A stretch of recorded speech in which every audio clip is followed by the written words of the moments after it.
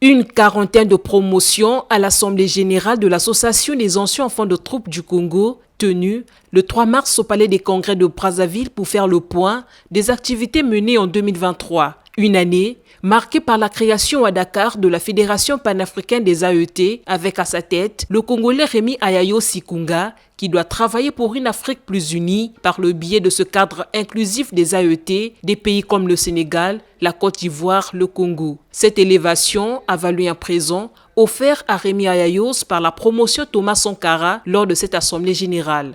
Dans la perspective du projet Agenda 2063 de la Commission de l'Union africaine, qui vise la mise en place d'une Afrique intégrée, prospère, pacifique, les anciens enfants de troupes n'ont pas voulu rester en marge de cette marche.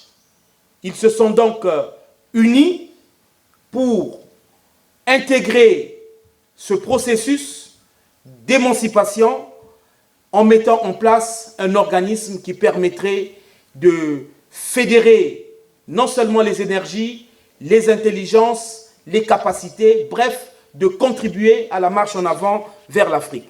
Et dans ce sens-là, il y a une méthode générale de travail qui a été adoptée pour la mise en place définitive de cette fédération.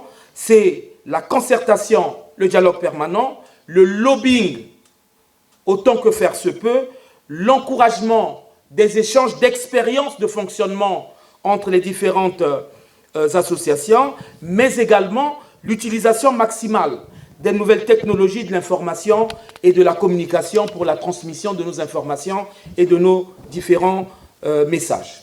Beaucoup reste encore à faire pour la bonne marche de cette panafricaine des anciens enfants de troupes. 2 commissions ont été mises en place. L'une, la commission juridique, pour préparer et finaliser les statuts et le règlement intérieur. Et la deuxième commission, communication, pour régler définitivement les questions d'appellation entre fédérations, associations africaines, panafricaines et autres. Donc il y a une réflexion qui est engagée et également pour trouver une identité visuelle, donc un logo qui nous rassemblerait tous de façon unanime. Donc autour de ces organes, il y a actuellement 2 grandes commissions qui travaillent, des commissions qui travaillent suivant une feuille de route transmise par le président de la fédération, une feuille de route qui a prescrit à chacune d'entre elles des missions bien précises. À charge, par exemple, pour le trésorier général de la fédération, de proposer des mécanismes de fonds de financement qui puissent convenir à toutes les amicales concernées. Le président de l'Association des anciens enfants de troupes du Congo, président de la panafricaine des AET, a invité toutes les promotions à s'impliquer dans le travail pour l'atteinte des objectifs fixés. Les prochaines semaines seront marquées par un regain d'activité dans le cadre de la poursuite de l'exécution du plan d'action du Bureau exécutif national sur la période 2022-2025. À cet effet, je sollicite une fois de plus l'implication et l'engagement sans faille de toutes les promotions, car d'une part, rien de grand ne saurait se réaliser sans la participation du plus grand nombre, et d'autre part, nos ambitions resteront toujours limitées à la mesure de notre propre engagement. Toutefois, je ne doute pas un seul instant que nous atteindrons au bout du compte les objectifs que nous nous sommes fixés.